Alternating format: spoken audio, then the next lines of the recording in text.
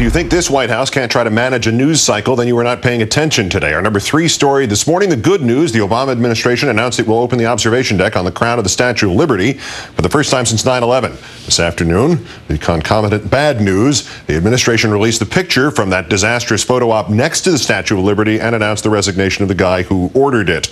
Interior Secretary Ken Salazar joined Matt Lauer on the Today Show to announce that on the 4th of July, the statue crown will reopen to the public for the first time since President Bush ordered it closed in the wake of the 2001 attack on the nearby World Trade Center. At around 4 p.m. Eastern, though, the other shoe dropped. The White House released this photo from April 27th of the jumbo jet acting as if it were Air Force One soaring over the Statue of Liberty. What we saw was the jumbo jet being tailed by an F-16 buzzing the Manhattan skyline, the image all too reminiscent of the planes before they went into the Twin Towers in 2001.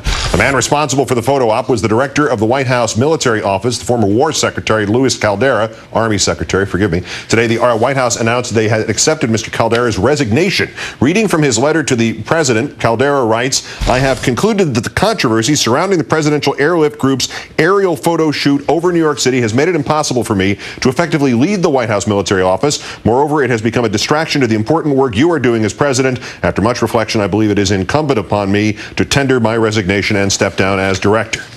We're joined now by Margaret Carlson, political columnist for Bloomberg News, Washington editor of The Week magazine. Margaret, good evening.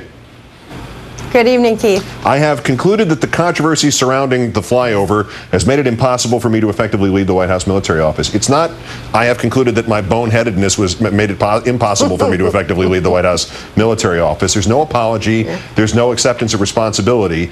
Is there a distinction? Well, there is, and no one in Washington ever says, I apologize.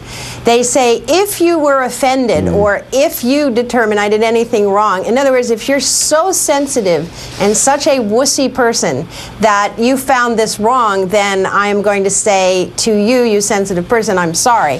What's interesting about this, if we were still in the Bush administration, there would have been no firing. It would have been Louis. What a heck of a job.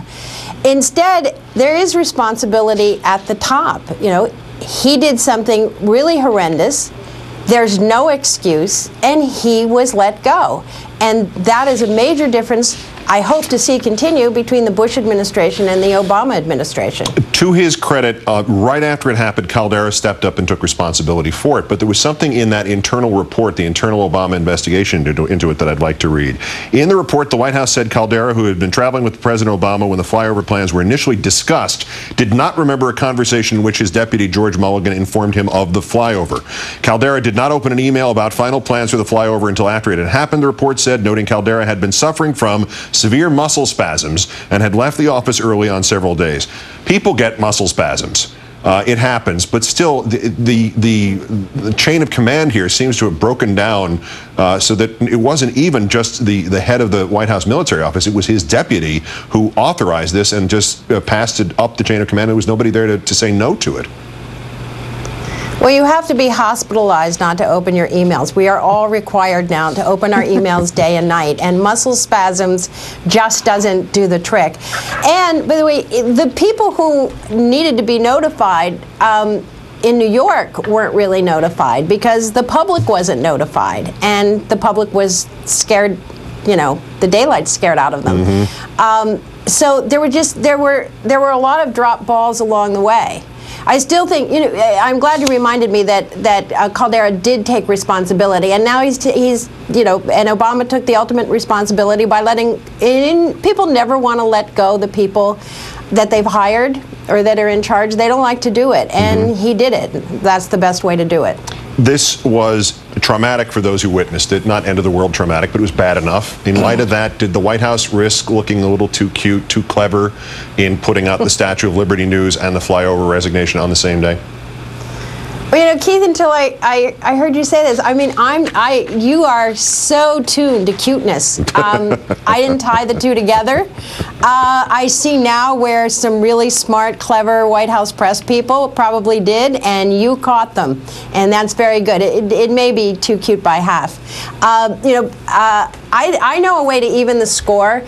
Mayor Bloomberg is coming to Washington tomorrow for the White House Correspondents' Dinner.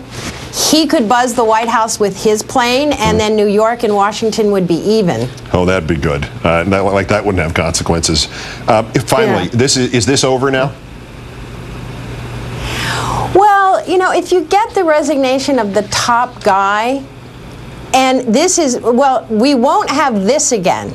There will be other mistakes, but nobody is going to buzz the Statue of Liberty again. Do you think? I mean, not even for a blockbuster thriller summer movie is anybody going to buzz the Statue of Liberty. At least drop leaflets first. At least warn the populace somehow. Or be like one of those planes at the beach with the thing behind it saying, This is a joke.